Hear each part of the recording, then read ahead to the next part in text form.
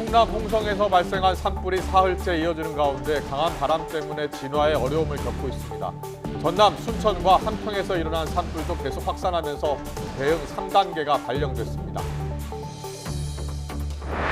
건조한 날씨가 이어지면서 산불이 속출하는 가운데 오늘 밤부터는 전국에 단비가 내릴 걸로 보입니다. 비의 양도 적지 않을 걸로 예보돼 산불 위험도 한 곱이 넘길 수 있을 전망입니다. 윤석열 대통령이 야당 주도로 국회 본회의를 통과한 양국관리법 개정안에 대해 전형적인 포퓰리즘 법안이라며 거부권을 행사했습니다. 법안 통과를 주도한 더불어민주당은 국회 입법권에 대한 정면 거부라면서 강하게 반발했습니다. 지난달 소비자 물가가 1년 전보다 4.2% 상승하며 1년 만에 가장 낮은 상승률을 기록했습니다. 석유류 가격이 내리면서 물가 상승을 억제했지만 전기와 가스, 수도는 28%나 올라 관련 통계 작성 이후 최고치를 이어갔습니다.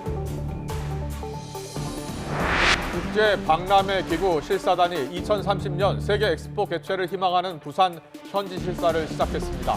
2030년 세계 엑스포 개최지는 실사단의 보고서를 바탕으로 오는 11월 회원국들의 투표로 선정됩니다. 아파트 단지 안에서 괴한이 흉기로 초등학생을 공격하는 일이 벌어졌습니다. 용의자로 인근에 사는 10대 고등학생이 검거됐는데 묻지마 범죄 가능성에 무게가 실리고 있습니다. 더 뉴스 이어갑니다. 충남 홍성의 산불 진화율이 처음으로 90%를 넘어섰습니다. 산림당국은 아침부터 헬기 20대를 투입해 총력 진화 작업을 벌이고 있고 오후 2시 기준으로 진화율이 91%를 나타냈다고 밝혔습니다. 산불 피해 권역은 1,454헥타르로 여의도 5배에 이르는 걸로 추정됐습니다. 지난밤 추가로 주민 대피령이 내려져 현재까지 300여 명이 인근 학교와 마을 회관으로 대피했고 시설물 70여 곳이 불에 탔습니다. 대전과 충남 근삼군 경계에서 발생한 산불은 오후 2시 기준 진화율이 82%로 736헥타르의 산림이 영향을 받은 걸로 조사됐습니다. 건조한 날씨 속에 전남 함평과 순천에서 발생한 산불이 이틀째 이어지면서 산림당국이 진화에 총력을 기울이고 있습니다. 산림당국은 전남 함평군 대동면 일대에 헬기 11대를 투입해 집중 진화 작업을 벌이고 있지만 강풍과 건조한 날씨에 어려움을 겪고 있다고 밝혔습니다. 오후 2시 현재 함평 산불 진화율은 70%입니다. 순천 송광면 야산에서 발생한 산불은 오후 2시 현재 진화율 95%로 급경사 지역의 주부를 잡는 데 진화 역량을 집중하고 있습니다. 어제 낮에 두 지역에 발생한 산불은 밤사이 대응 3단계로 격상된 상황입니다. 어제 오후 경북 영주시 박달산에서 난 불이 19시간 만에 꺼졌습니다. 산림당국은 밤샘 진화 작업 끝에 오늘 오전 9시쯤 큰 불길을 잡았다고 밝혔습니다. 이번 산불로 다친 사람은 없었지만 마을 주민 68명이 한때 대피했고 축구장 300여 개 면적인 210헥타르의 산림이 불에 타는 등 영향을 받았습니다. 산림당국은 박달산에 있는 양봉장의 전기 제품에서 불이 시작된 걸로 보고 잔불 정리를 마친 뒤 정확한 화재 원인을 조사할 예정입니다. 윤석열 대통령은 남부지방의 극심한 가뭄을 해결하기 위해서 그동안 방치된 4대강 보를 적극 활용하라고 지시했습니다. 윤 대통령은 오늘 용산 대통령실에서 주재한 국무회의에서 이같이 말하고 환경부와 관계 부처에 댐과 하천의 물길을 연결해 시급한 지역에 물을 우선 공급하고 어떠한 경우에도 생활, 공업 용수가 끊기지 않도록 가용 수자원을 총동원하라고 당부했습니다. 최근 충남, 홍성, 전남, 함평 등 전국에서 수십 건의 산불이 동시다발 발생하는 것에 대해선 관계 부처와 지자체에 조속히 진화될 수 있도록 총력 대응하고 산불 예방에 더 노력해달라고 강조했습니다. 가수 현미 씨가 오늘 오전 향년 85세로 별세했습니다. 오늘 오전 9시 반쯤 현미 씨가 서울 이촌동 자택 주방에서 쓰러져 있는 걸 팬클럽 회장이 발견해 신고했습니다. 현미 씨는 곧바로 가까운 병원으로 옮겨졌지만 사망 판정을 받았습니다. 현미 씨는 지난 1962년 발표한 밤한개로 큰 인기를 누렸고 최희준과 패티김, 이미자 씨 등과 어깨를 나란히 하며 당대 최고의 가수로 활약했습니다. 1938년 평양에서 태어나 6.25 전쟁 때 남으로 넘어오면서 이산 가족이 됐고 60여 년이 지난 뒤 동생들과 평양에서 재회하기도 했습니다. 경찰은 고인의 지병 여부와 신고자인 팬클럽 회장과 유족 등을 조사해서 사인을 규명할 계획입니다. 글로벌 물류업체에서 물건을 대신 구매해 보내주는 아르바이트를 했다가 거액의 돈을 떼이는 일이 있었다는 제보가 YTN에 들어왔습니다. 실제 물류업체 홈페이지가 아닌 피싱 사이트였는데 피해자들은 감쪽같이 속았다고 합니다. 윤성훈 기자의 보도입니다. 글로벌 물류업체에서 물건을 대신 구매해 보내주면 돈을 준다는 아르바이트를 하게 된 A씨. 오픈 채팅방을 통해 구매 대행 업무를 하게 돼 물류업체를 소개받았습니다. 사실 물류업체에서 구매 대행을 한다는 건 일반적이지 않습니다. 하지만 소개받은 물류업체 홈페이지에 경영진 사진부터 경영 철학이 자세히 적혀 있어 그대로 믿을 수밖에 없었습니다. 정말 제대로 된 사이트로 보였어요. 그래서 정말 대형 물류사처럼 뭐 해상 운송도 하고 있고 각종 국제 물류 이렇게 하는 것도 있고 하다 보니까 저는 사기라는 거를 생각을 못했던 것 같아요. 구매 대행을 맡긴 사람은 해당 사이트에서 반도체 부품 등을 구매해 다른 업체로 보내주면 구매에 들어간 비용과 함께 10%에 달하는 수익을 주겠다고 약속했습니다. 결국 구매 대행을 위해 해당 홈페이지에 1,500만 원이 넘는 금액을 충전했지만 수익은커녕 원금도 돌려받지 못했습니다. 입금했을 때는 이 돈을 내가 못 찾을 거라 생각을 전혀 못하고 입금을 했었는데 막상 이게 사기라는 거 알고 나서 되게 참담했어요. 알고 보니 A씨가 돈을 충전한 사이트는 글로벌 종합 물류업체 홈페이지를 베껴서 만든 피싱 사이트였습니다. 실제 업체 홈페이지와 달리 피싱 사이트에선 반도체, 노트북 등의 장비를 구매할 수 있도록 하고 충전하는 배너까지 별도로 만들어뒀습니다. 피싱에 도용당한 실제 글로벌 종합 물류업체엔 2주 사이 비슷한 피해 사례가 3건이나 접수됐습니다. 피해 업체는 수사를 의뢰하고 조처에 나섰지만 피싱 사이트가 해외에 IP 주소를 두고 있어서 사이트 차단과 용의자 특정은 쉽지 않은 상황입니다. 그 홈페이지가 우리 회사인 줄로 알고 들어오셨고, 그리고 우리 회사를 신뢰하는 과정에서 그 해당 사기 사이트에서 피해를 당하신 걸로 알고 있습니다. 일반 시민분들께서도 이 점 주의하셔서 더 이상 피해가 발생하지 않도록. 최근에는 다른 업체를 도용한 피싱 사이트도 우후죽순으로 생겨나고 있습니다. 점차 교묘해지는 피싱 수법에 속아 넘어가는 피해자도 늘어나고 있지만 피싱 일당이 검거되더라도 피해 구제는 쉽지 않습니다. 인터넷에서 고수익을 보장한다고 하면 일단 의심해봐야 한다는 지적이 나옵니다. YTN 윤성훈입니다. 어제 오후 경기도 평택 아파트 단지에서 발생한 초등학생 피습 사건의 용의자가 경찰에 붙잡혔습니다. 경기 평택경찰서는 오늘 10대 고등학생 A군을 평택에 있는 자택에서 붙잡아 조사하고 있습니다. 앞서 어제 오후 5시 반쯤 평택 용의동에 있는 아파트 단지 안에서 12살 초등학생 B군이 검은 옷차림의 남성에게 갑자기 흉기로 공격을 당해 경찰은 용의자를 추적해왔습니다. 당시 B군은 근처 태권도 관장에게 곧바로 전화로 도움을 요청해서 응급처치를 받았고 생명에는 지장이 없는 상황입니다. 경찰은 자세한 범행 동기를 추궁하고 있습니다. 서울 강남 한복판에서 40대 여성을 납치한 뒤 살해하고 시신을 유기한 혐의를 받고 있는 피의자들의 신상 공개 여부가 내일 결정됩니다. 서울경찰청은 내일 강남 납치 살해 사건 피의자들의 신상 공개 위원회를 열 예정입니다. 경찰은 또 살인 예비 혐의로 입건된 또 다른 공범 A씨에 대해선 혐의를 강도 예비로 바꾼 뒤 구속영장을 신청했습니다. A씨는 앞서 피의자 황모 씨로부터 범행을 제안받고 피해자를 미행하는 등 가담을 했다가 미행과 감시가 힘들어지자 지난달 중순 범행에서 빠졌다고 진술했습니다. 경찰은 A씨 외에 또 다른 공범이 있을 가능성도 열어두고 수사를 이어나갈 예정입니다. 동서식품의 맥심 커피 믹스에서 실리콘 재질의 이물질이 혼입됐을 가능성이 확인돼 정부가 원인 조사에 나섰습니다. 식품의약품안전처는 어제 저녁 동서식품의 경남 창원 제조 공장 등을 현장 조사한 결과 제조 설비에 실리콘 재질이 떨어진 부분을 확인했고 잘게 조각나서 커피 믹스에 혼입됐을 가능성이 큰 걸로 보인다고 밝혔습니다. 이에 따라 원인 조사와 함께 재발 방지 대책을 요구할 예정이고 행정 조치도 검토하고 있습니다. 식약처 관계자는 실리콘 재질을 소비자가 먹었을 경우 인체에 얼마나 위험한지를 검토해서 심각하다고 판단될 경우 강제 회수 등 추가 조치할 수 있다고 설명했습니다. 정부와 부산시가 2030년 세계 박람회 유치에 총력을 쏟고 있지요. 국제박람회기구 실사단이 오늘 부산에 도착을 했고요. 본격적인 현지 실사 일정을 시작했습니다. 실사단이 부산에서 어떤 장소를 방문하고 또 어떤 평가를 할지 관심이 쏠리고 있는데요.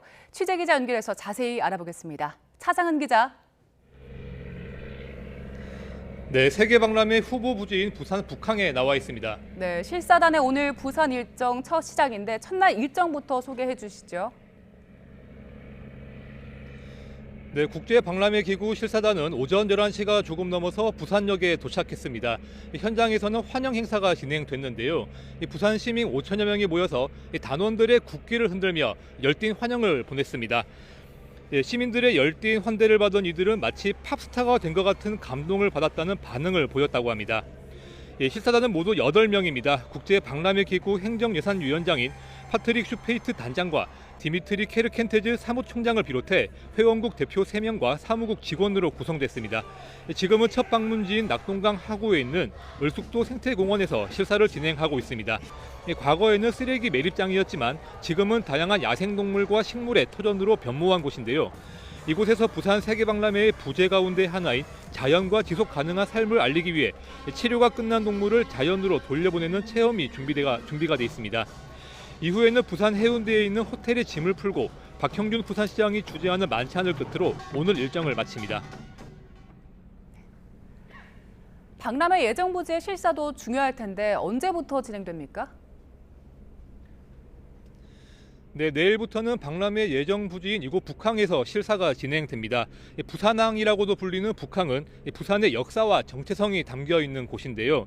낡고 오래된 부두를 친수 공간으로 만드는 재개발 사업이 진행되고 있는데 박람회 예정 부지로 낙점됐습니다. 부산시는 북항에 있는 부산항 컨벤션 센터에서 2차례에 걸쳐 유치 계획을 설명할 계획입니다. 오후에는 부산 영화의 전당에서 세계적인 인기를 끌고 있는 우리 문화 콘텐츠를 소개하는 행사도 준비했습니다. 모레인 6일에는 6.25 전쟁의 참전 유엔군 전몰 장병들이 잠들어 있는 유엔 기념공원을 방문합니다. 이곳에서 피란 수도 부산의 역사와 세계 박람회를 통한 평화의 의미를 확인하고 이날 밤 광안리 해수욕장에서 열리는 불꽃쇼 참관을 끝으로 실사 일정을 마무리하게 됩니다. 지금까지 예정된 일정을 보면 부산의 과거와 현재 그리고 엑스포를 통한 미래까지 둘러보게 되는 겁니다. 이들이 작성한 보고서는 오는 6월 말 국제박람회기구 총회에서 171개 회원국에 제출됩니다. 오는 11월에는 회원국 투표를 거쳐 2030년 세계박람회 개최지가 최종 결정됩니다. 지금까지 부산 북항에서 YTN 차상입니다. YTN 김영수입니다.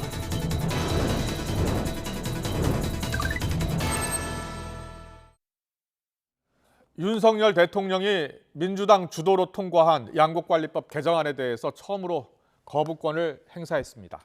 전형적인 포퓰리즘 법안이라면서 국회에서 일방 통과한 것에 대해서도 유감이라고 말했습니다. 양곡관리법 개정안은 쌀 생산량이 일정 기준을 넘거나 가격이 떨어지면 정부가 초과 생산된 쌀을 매입한다는 내용을 담고 있습니다. 지난달 말에 국민의힘 반대에도 국회를 통과했습니다. 여당은 야당이 강행 처리한 법안을 막는 유일한 방안이 제2요구권이라면서 의석수로 밀어붙인 민주당이 한심하다고 비판을 했고, 야당은 농심의 거부이자 입법권 거부라면서 여당이 용산 출장소가 됐다고 목소리를 높였습니다. 자, 대통령의 거부권 행사로 다시 넘어온 법률안이 국회를 다시 통과하려면 재적의원 과반 출석의 3분의 2 이상이 찬성을 해야 하는데 국민의힘 의석수가 3분의 1을 넘기 때문에 재의결될 가능성은 낮다는 분석입니다. 대통령의 발언 듣고서 더 정치 풀어보겠습니다. 제대로 된 토론 없이 국회에서 일방적으로 통과시켜 매우 유감스럽게 생각합니다. 정부의 농정 목표에도 반하고 농업인과 농촌 발전에도 전혀 도움이 되지 않는 전형적인 포퓰리즘 법안입니다. 남는 쌀을 정부가 국민의 막대한 혈세를 들여서 모두 사들여야 한다는 남는 쌀 강제 매수법입니다. 네, 오늘의 전국 현안 짚어보겠습니다. 조은희 국민의힘 의원, 강선우 민주당 의원 나와 계십니다. 어서 오십시오. 안녕하세요. 네, 안녕하세요. 안녕하세요. 어서 오십시오.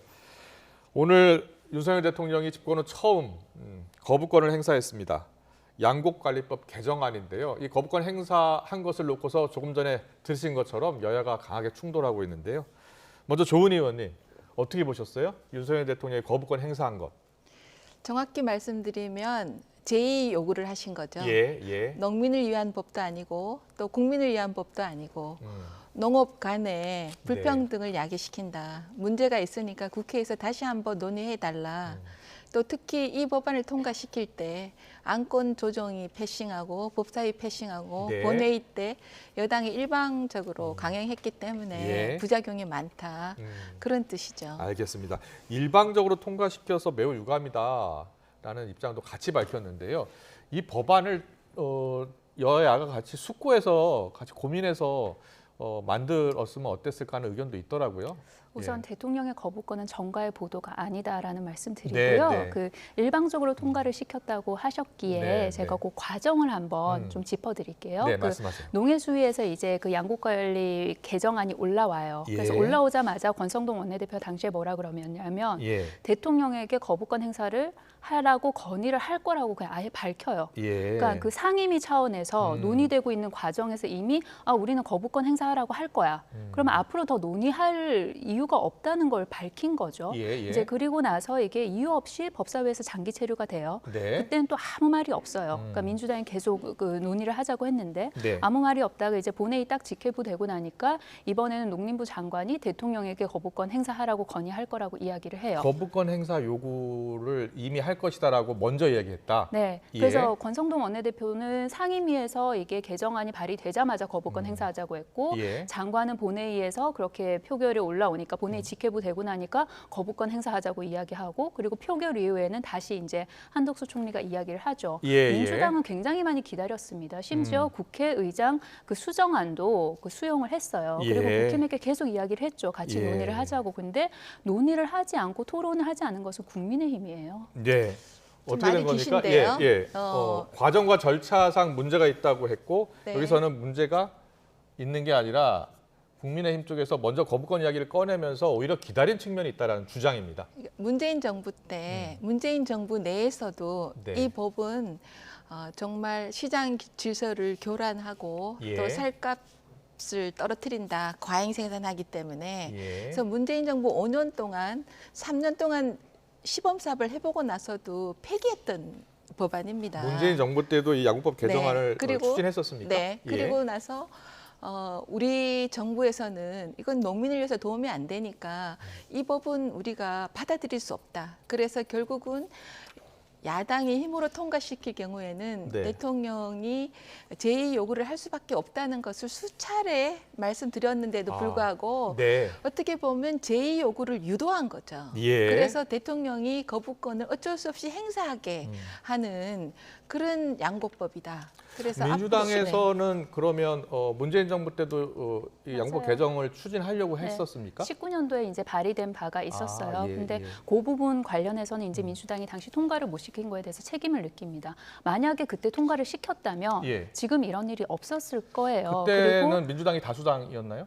네, 상황을 좀 비교를 하면 예. 좀 다른 것이 그 쌀값이 전년 동기 대비해 가지고 24.9%나 폭락을 했어요. 네. 그러면은 이제 농가에 대한 피해가 1조 5천억 원 정도 있단 말이에요. 예. 그러니까 이게 19년도, 20년도, 21년도에는 쌀값이 이만큼 폭락하지 않았거든요. 그런데 전년 동기 대비해서 보면 22년도에 거의 25%가 폭락을 했어요. 예. 그러면 그 상황에 맞게 변화된 상황에 맞게 더욱더 통과를 시켜야 되는 법안이죠. 네.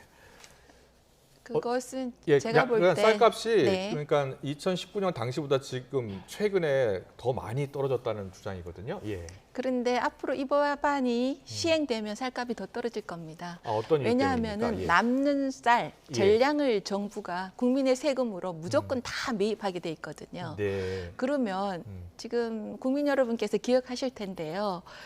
배추 농사를 하는 농민들이 배추 밭을 갈아엎었을 때가 있어요. 아, 예, 눈물을 예. 머금고. 예. 왜 그러느냐? 배추값이 더 떨어지는 것을 막기 위해서 그랬거든요. 예. 그럼 그분들은 그러면 남는 배추 강제 매수를 해주냐? 안 하죠. 아. 쌀만 하거든요. 예. 그러면 그분들이 이 전 자동 기계화되는 쌀 농사를 하려고 하지 왜 배추 농사를 하고 왜 아. 딸기 농사를 하려고 합니까? 예, 그러면 쌀 말고 배추, 고추, 딸기 네. 다른 종목들도 많은데 그것도 다 지금 보상을 해줘야 되는 것 아니냐? 근데 그렇지 않거든요. 예. 그래서 업종 간의 불평등이 있고 네. 또 이게 1조 원의 예산이 듭니다. 그러면은 매입을 해요. 매입을 해서 3년 동안 창고에 보관해요. 네. 그러고 나서 3년 후에는 쌀이 1년에 30만 톤 이상이 더 과잉 생산이 되기 때문에 이 쌀을 이제 돼지 사료나 이렇게 줄 수밖에 없기 때문에 예. 1조 원에 매수하면 8,700원이 공중으로 날아가게 되는 겁니다. 예.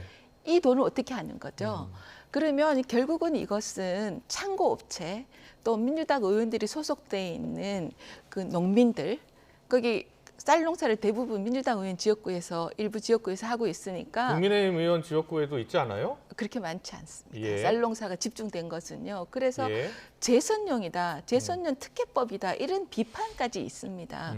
근데 이렇게 불평등하고 또 농업의 미래를 위해서 도움이 되지 않는 것을 예. 또 대통령이 거부권을 행사할 것이다라는 것을 알면서도 강행하는 이유가 뭐냐? 네. 농민을 우리는 노력했는데 대통령과 여당이 거부해서 못한다.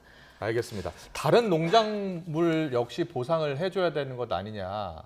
그렇게 하게 되면 예산이 너무 많이 들어가지 않느냐는 게 이제 국민의힘 주장인 것 같아요. 예. 우선 그 쌀 농사 경쟁력이 저하되는 거 아니냐. 왜냐하면 정부가 남은 것을 다 사다 주니까 예. 그 우려에 관련해서는 이제 타 농작물이나 다른 종류로 전환하는 거에 대해서 지원을 하는 것도 법안 내용에 들어가 있습니다. 그렇군요. 그 그리고 부분에 대해서 제가 쌀로- 꼭 지적하고 좀 싶은 게 이따가요. 있어요. 예, 네. 먼저 듣고요. 이제 예. 그 쌀만 그렇게 지원해 주는 것이 아니냐. 그러면 타 농작물에 대해서 이제 불평등 말씀하셨는데 그럼 네. 그 부분을 해소하기 위한 다른 대책을 관련해서 논의를 하셔야지 그것에 관한 대안이 이번에 그 양곡관리법을 거부하는 것이 그게 대안이 될 수가 없는 것이잖아요. 다른 농작물도 그러면 같이 좀 지원해 줄 수 있는 방안을 또 논의하자. 어떤 예. 다른 방향으로 지원할 수 있는 것이 있는가. 그러니까 여러 가지 방안을 들여다봐야겠죠. 네. 그리고 그 뭐 특정 지역으로 말씀하셨는데 예. 만약에 이 개정안이 이제 적용이 돼가지고 그러면 특정 지역에서 굉장히 많이 우리는 쌀 농사를 다 해야겠다. 그렇게 다 전환을 네. 하셔가지고 쌀 농사 재배 면적이 굉장히 많아진다. 그 부분 관련해서는 지자체장이 그 부분 관련해서 컨트롤할 수 있는 부분이 들어 있습니다. 네. 그래서 그 우리 조은희 의원님께서 우려하셨던 부분이 개정안에 다 들어가 있다. 그리고 예. 다른 것과의 다른 그 품목과의 불평등에 관해서는 국민의힘도 논의의 장으로 들어오셔라라는 말씀드리고 네. 싶습니다. 아까 하신 말씀 하시죠. 네. 그 타작물로 예. 가도록 하는 법안이 들어가 있다 이렇게 하시죠. 네. 저는 그것은 말의 장난이라고 생각해요. 예. 왜냐하면 어떤 점에서요? 예. 문재인 정부 3년 동안 쌀 생산 조정제를 도입했는데 네. 이번에도 그걸 도입하겠다는 거거든요. 네. 그래서 쌀 생산하는 농민들이 다른 작물로 네. 재배를 바꿀 경우에 예. 재정 지원을 하겠다는 거거든요. 네. 근데 그 문재인 정부 3년 동안 시범 사업을 해봤는데 그게 실패로 끝났습니다. 예. 왜냐하면 재정 지원을 받고 다른 작물로 이전하는 농부도 있지만 예. 다른 작물이 쌀 농사를 또 이전하는 농부가 또 3분의 2나 되거든요. 네. 그런데 지금은 강제로 다 매수해 주기 때문에 더 많이 늘어날 거라는 거죠. 예. 그래서 그것은 실패한 문재인 정부에서 실패한 법안을 또다시 하면서 괜찮다 이렇게 얘기한다는 말씀을 드리고요. 예. 다른 작물도 계속 강제로 매수해 주면 네. 그러면 그 예산은 어디서 나옵니까? 알겠습니다. 자, 오늘 여야가 이 양곡관리법 관련해서 윤석열 대통령이 거부권을 행사한 것과 관련해 주호영 원내대표, 박홍근 원내대표가 충돌을 했는데요. 어떤 이야기했는지 듣고 오겠습니다.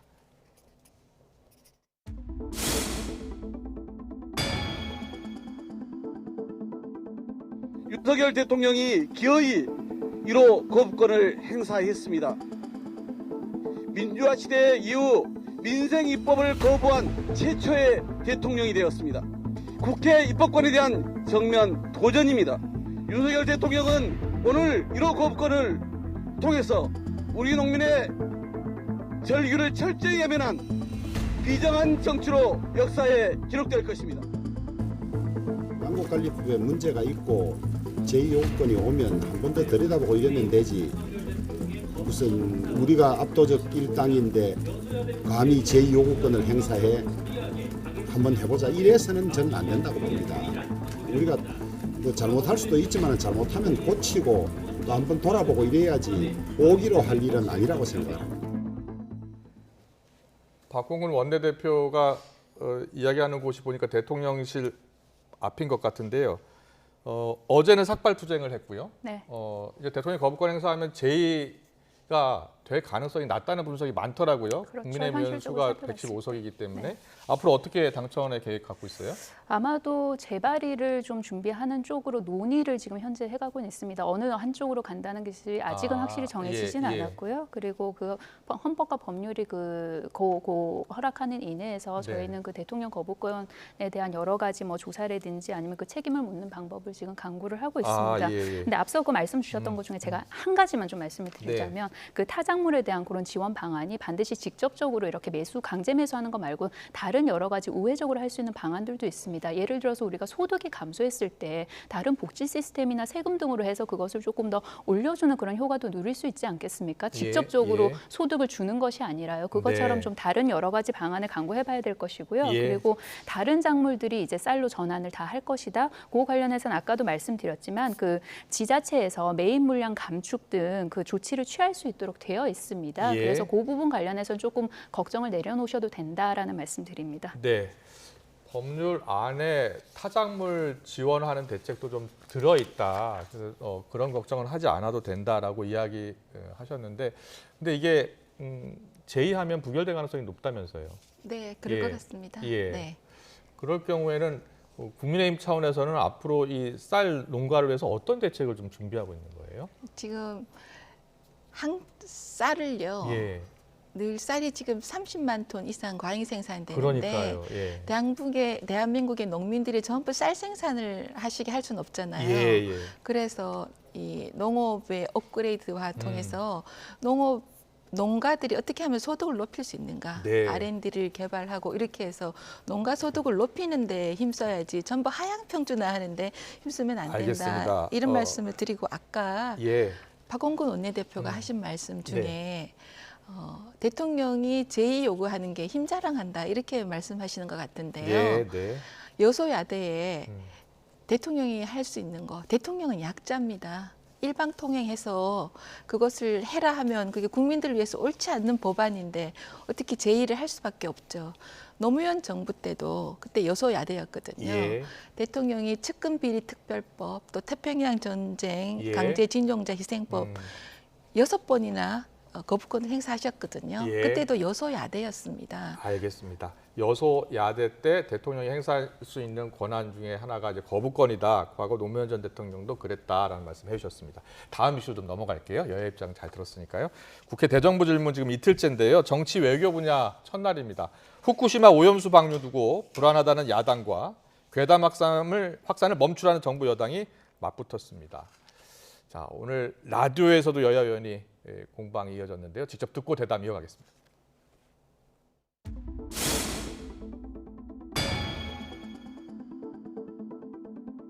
그동안 수차례 대통령실이 나서서 후쿠시마산 수산물이 국내에 들어올 일은 없을 것이라고 명확하게 밝혔음에도 불구하고 민주당은 근거 없는 일본의 일부 언론 보도를 기정사실화하여 우리 정부를 공격하고 있습니다. 괴담 선동을 통해 이재명 대표에 대한 사법 리스크를 물타기하고 간단합니다. 그것은 가짜 뉴스다. 정정 보도를 요구하면 되잖아요. 안 하고 있지 않습니까? 그러면 사실상 묵인 시인하는 거 아닙니까? 그런 의심을 할 수밖에 없어요. 그런 소리 하지 말라고 자리를 박차고 일어나거나 아니면 강력하게 공식적으로 반대 입장을 표명하거나 항의를 하는 게 맞죠. 그냥 앉아서 당하고 온 거 아닙니까 지금?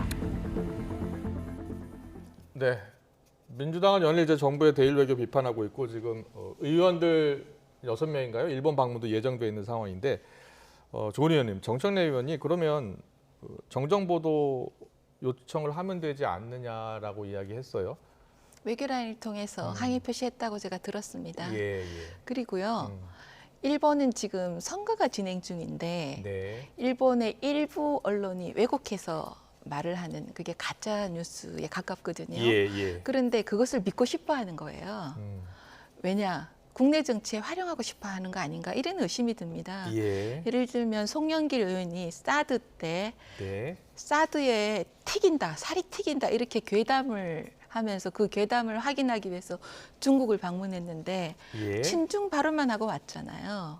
지금 우리 민주당 의원들 일부가 후쿠시마에 간다고 그러는데 우리 정부에서 후쿠시마 수산물 이를테면 멍게 수입하지 않는다. 그리고 후쿠시마 방류하는 것도 오염수 방류하는 것도 IAEA 기준에 따를 거다. 또 총리께서 우리 정부가 따로 조사도 하겠다 했는데 못 믿겠다. 일본 가야 되겠다 하는 것이 과연 국익을 위한 것인지 누구를 위한 것인지 여쭈고 싶습니다. 네, 강소리 의원님. 일본 언론 보도를 기정사실화하고 우리 정부를 공격하고 있다. 지금 이철규 사무총장은 그렇게 이야기하고 있거든요.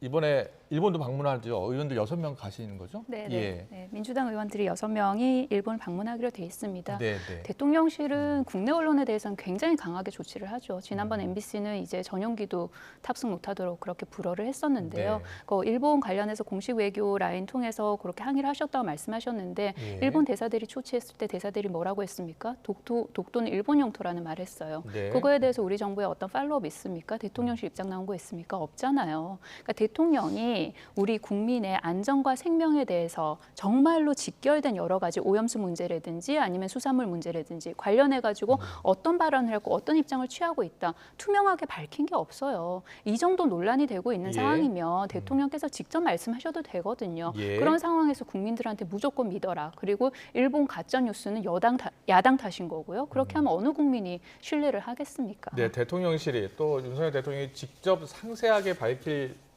일이다. 밝히면 되지 않겠느냐라고 이제 강선호 의원이 얘기하셨거든요. 아니, 대통령실이 그 정도로 밝혔는데 얼마나 더 상세하게 밝힙니까?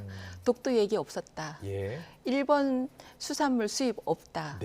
그리고 오염수 방류는 IAEA 규칙에 따르고 그거는 우리가 조사해보겠다.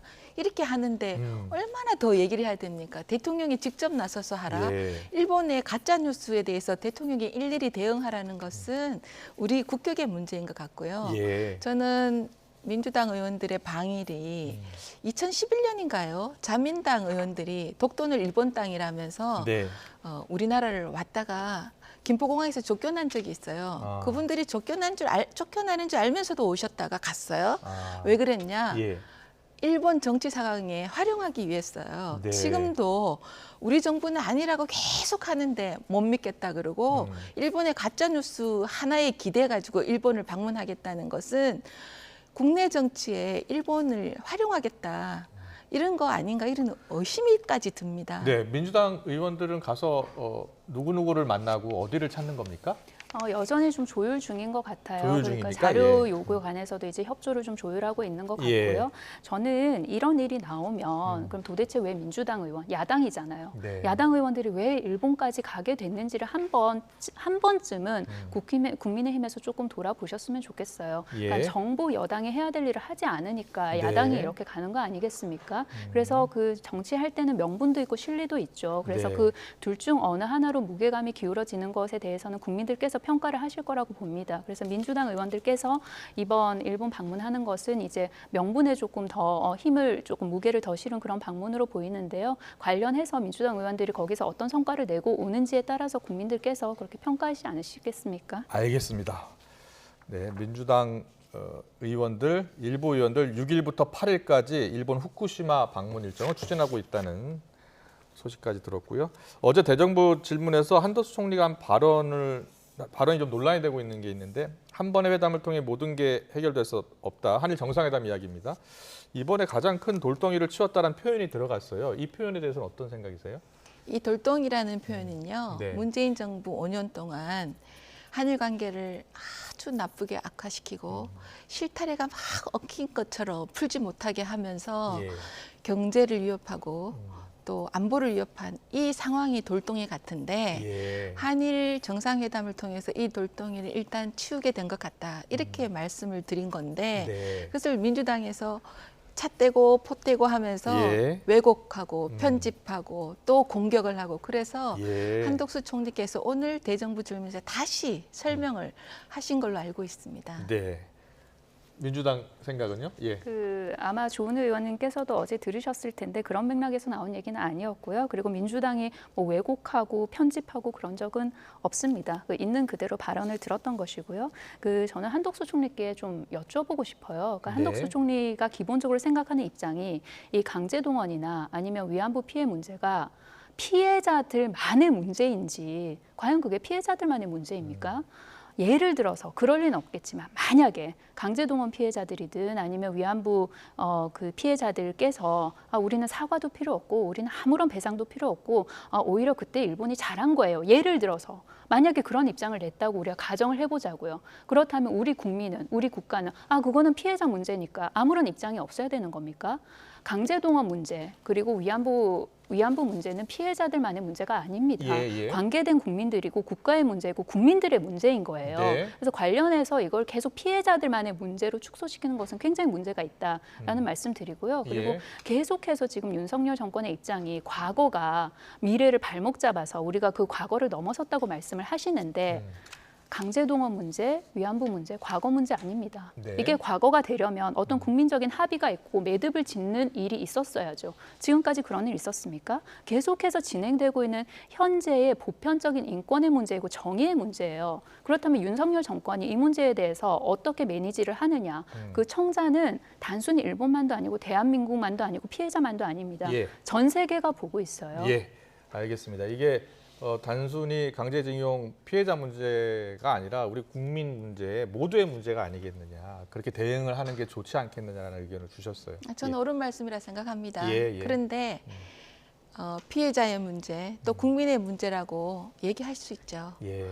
그렇지만 민주당은 그 얘기할 자격이 없다고 생각합니다. 어떤 점에서요? 예. 왜냐하면 민주당은 노무현 정부 때 네. 2007년대 특별법 이후로 6,800억을 들여서 직접 배상을 했거든요. 예. 그거는 국가 간의 배상이라는 기존의 원칙을 지켰어요.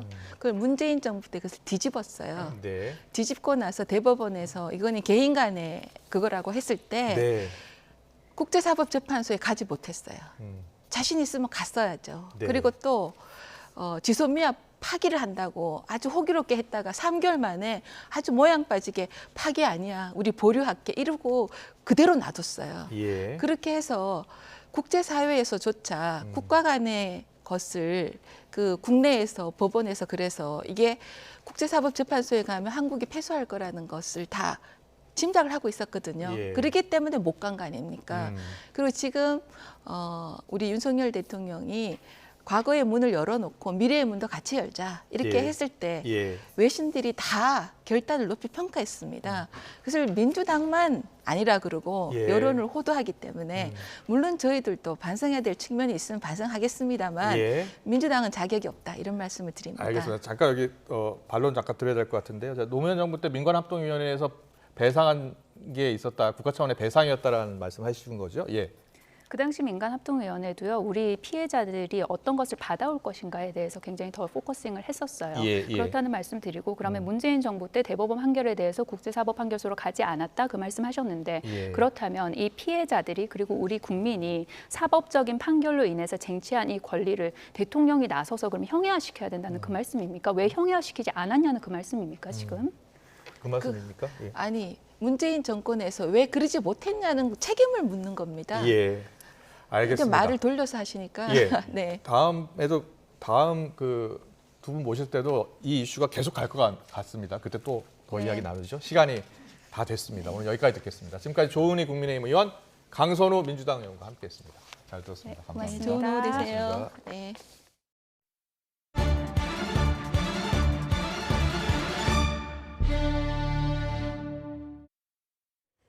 지난달 소비자 물가도 2월에 이어 4%대로 상승률이 1년 만에 가장 낮았습니다. 물가 상승세 둔화가 이어질 가능성이 크지만 공공요금 인상이나 국제 원자재가 가격은 변수로 남아 있습니다. 이형원 기자입니다. 지난달 소비자 물가 상승률은 4.2%, 두 달째 4%대로 떨어져 1년 만에 가장 낮았습니다. 물가 상승세는 지난해 5월 5%를 넘긴 뒤 7월에는 6.3%로 정점을 찍었습니다. 이후 5%대에서 지난 2월 4.8%로 떨어지며 둔화하는 모양새입니다. 상승률 둔화에 가장 큰 영향을 미친 건 석유류 가격 하락입니다. 1년 전보다 14.2%나 떨어져 2020년 11월 이후 하락폭이 가장 컸습니다. 가공식품 가격 오름세도 둔화한 데다 축산물도 내림세를 이어가 물가 상승률을 끌어내렸습니다. 작년 하반기 이후 소비자 물가는 이제 상승 흐름이 둔화되고 있다고 보이고요. 또한 작년 상반기 이제 크게 상승한 기저유가를 감안하면 이제 하반기로 갈수록 안정화될 가능성이 높아 보입니다. 하지만 공공요금 상승세는 여전했습니다. 전기, 가스, 수도는 28.4%나 올라 2월에 이어 2010년 이후 최고치를 기록했습니다. 특히 석유류와 농산물 등 일시적 요인을 뺀 기조적 흐름을 보여주는 근원 물가는 4.8%로 여전히 높습니다. 2월에 이어서 3월 달에도 이제 동일한 수준을 나타내고 있고요. 아직까지는 높은 수준이고 아직 하락 흐름 같은 거는 나타나지 않고 있습니다. 여기에 공공요금 인상이나 국제 원자재 가격 등 변수도 많아 물가 불확실성을 배제할 수 없다고 평가했습니다. 실제 2분기 전기와 가스 요금 인상을 두고 정부와 정치권이 고심하고 있고 주요 산유국들의 대규모 추가 감산 결정으로 국제 유가가 6% 이상 급등하는 등 불안한 상황이 이어지고 있습니다. YTN 이영원입니다. 유럽과 미국에서 국권 회복 활동을 펼치다 미국 땅에 묻힌 황기환 선생의 유해가 순국 100년 만에 고국 땅으로 돌아옵니다. 국가보훈처는 황기환 선생의 유해가 오는 10일 인천공항을 통해 봉환된다고 밝혔습니다. 보훈처는 내일 유해 봉환반을 미국에 파견하고 현지에서 추모식을 한 뒤 현지 시각 9일 선생의 유해를 모시고 뉴욕에서 출발할 계획입니다. 황기환 선생은 드라마 미스터 선샤인의 주인공 유진 초이 캐릭터에 영감을 준 독립운동가로 널리 알려진 바 있습니다. 그룹 방탄소년단 BTS의 지민이 솔로 음반 타이틀곡 Like Crazy로 K-팝 솔로 가수 사상 최초로 미국 빌보드 메인 싱글 차트 핫100 1위에 올랐습니다. 빌보드는 오늘 공식 트위터를 통해 이번 주 싱글 차트 상위 10개 곡명을 공개했습니다. 지민은 팝스타 마일리 사이러스의 플라워스, 선풍적인 인기를 끌고 있는 컨트리 가수 모건 웰렌의 라스트 나이트, 시자의 킬빌 등 쟁쟁한 노래를 제치고 정상에 올랐습니다.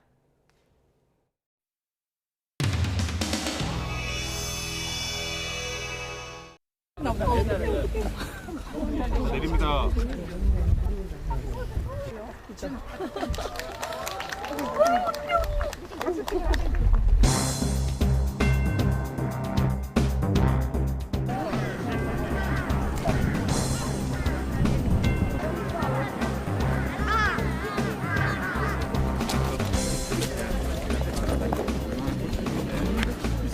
어제 제사 좀 많아서 마을이 예, 한 마을이 지내기도 하고 200명, 많게는 적게는 100여 명, 60여 명. 사관마을 리장님이시네요. 어서 오세요. 주차라도 한잔 드리냐. 안녕하세요. 비행장은 안 보고 말로만 아니 어떻게 행동으로 치냐고. 반갑습니다. 미래를 생각했어요. 아이고 정청이요.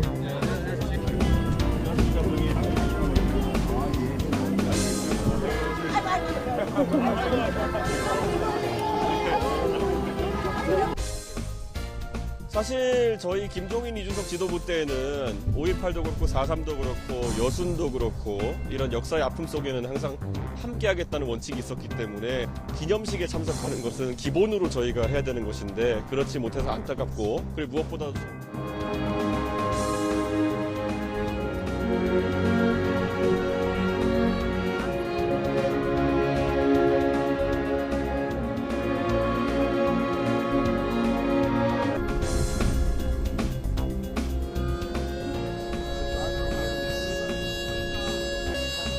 일동 목령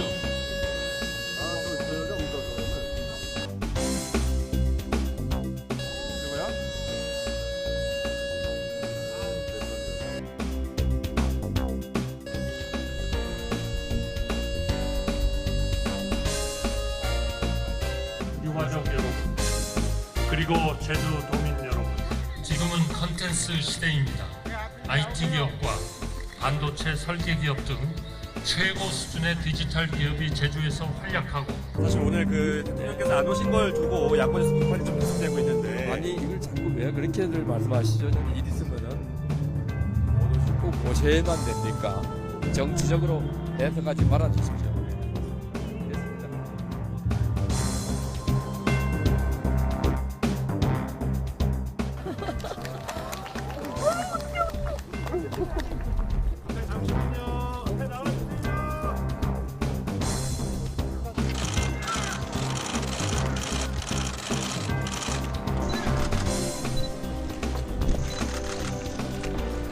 대통령님 오늘 어떤 마음으로 사상 평화공원 찾으셨는지. 적어도 2년에 한 번씩은 4.3 주념식에 직접 참석하겠다고 약속을 드린 바가 있었는데, 오늘 윤석열 대통령은 직접 참석을 하지 않으셨는데 그 부분에 대해서는 어떻게 생각하세요? 예, 뭐 달리 말씀드리지 않겠습니다. 네, 이걸로 마치겠습니다. 감사합니다.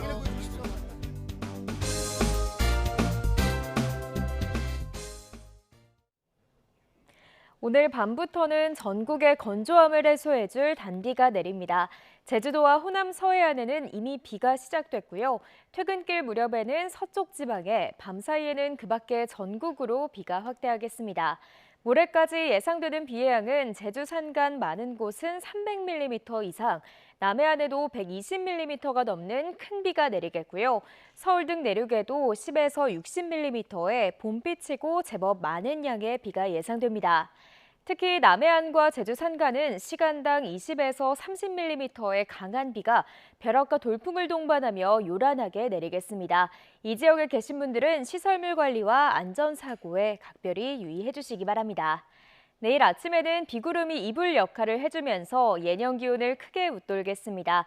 내일 서울 아침 기온 12도, 대전과 대구는 13도, 광주는 14도가 예상됩니다. 낮 동안에는 비가 내리면서 고온 현상이 누그러지겠습니다. 내일 낮 기온 서울 17도, 대전과 대구는 16도, 광주와 부산은 17도가 예상됩니다. 비가 그친 뒤에는 고온 현상이 사라지고 예년 이맘때 수준의 기온을 되찾을 전망입니다. 지금까지 날씨 정보였습니다. 이슈를 더 쉽게 전해드리는 더 뉴스, 내일은 더 준비하겠습니다. 잠시 뒤 뉴스큐가 방송됩니다. 시청해주신 여러분 고맙습니다.